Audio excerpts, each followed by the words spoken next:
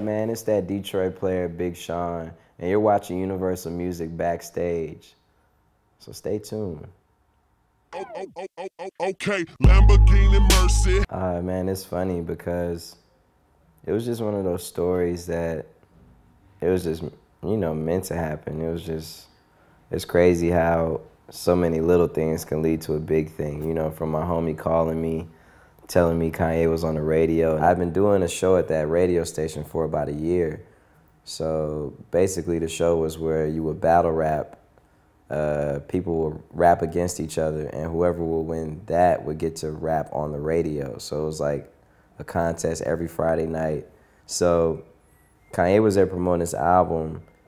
I just remember him walking away and me being like, damn, like I can't let this like get away. I stopped him again and told him like, yo, I do this show here every Friday. And then I asked if I could rap for him. And he was like, man, I ain't got time. I'm like running super late. And I was like, man, I ride to school listening to you, man. You like one of my favorite rappers. I like gave him a super guilt trip. So he was like, all right, man, you can rap while we walking out the station, go. So, I started rapping while we were walking out. He wasn't really paying attention until we got to the exit. And then he stopped and was just like listening to me rap. And he was listening and just listening. And I was so nervous, I just remember rapping to the ground because I knew he was so into it and I didn't want to look at his face and like mess up. And I ended up rapping for about 10 minutes straight. And the story can go on and on, but that was the initial beginning of it. And it took a couple years after that to actually sign to Good Music. It was like years of work.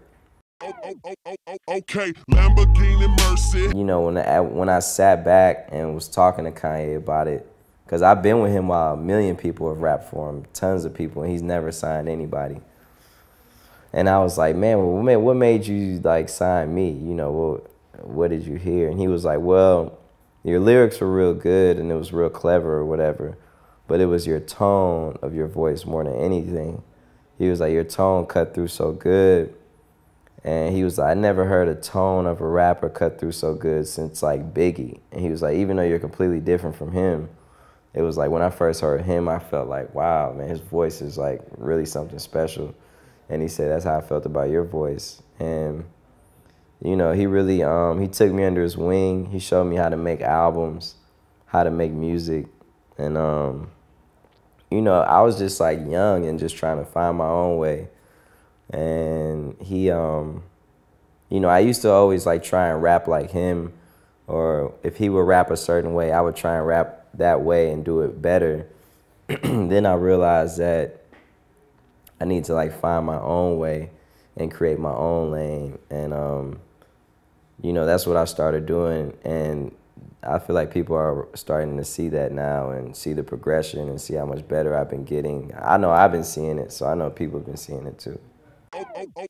Okay, Lamborghini Mercy. Man, when I found out I was nominated, I was at the studio, and it was just exciting. When you work hard, it's tight to see it pay off. It's tight to get recognized for that. So I feel like this was before the awards, I felt like whether I won or didn't win, it's just like I was winning regardless. It was like my family was so excited, my whole city was excited, and I just felt like I'm so young in my career. I'm 24 years old. It's like I put out one album, I feel like I'm gonna be at the Grammys at least 10 more times in my career. So it felt good. And I truly felt like a winner that day. Like when I took my mom and my dad as my dates to the Grammys, and I was sitting there with Drake and like 2 Chainz, and we all were just having a good time, and that it was just like, man, we all walked away with a Grammy that night,